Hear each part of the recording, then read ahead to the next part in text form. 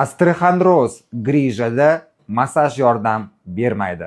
Agar 1-2 marotaba olinsa, ko'pchilik 1-2 marotaba massaj olib, natija ko'rmay tashlab ketadilar. Lekin muammo massajni to'g'ri kursda qilmaslikdadir.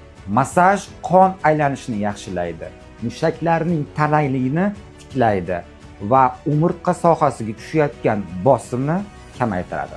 Odatda massaj kurslarimizda 8 marotabadan 12 marotabagacha qilinadi holatga ko'ra. 3-4 seansdan keyin og'riqlar kamayadi. 6-7 seansdan keyin harakatlar yengillashadi va kurs oxirida barqaror natija paydo bo'ladi. Sizda qaysi joy ko'proq og'riydi? Direktimizga muammoingizni yozing va sizga to'g'ri taktikada qanday muolaja olishni yozamiz.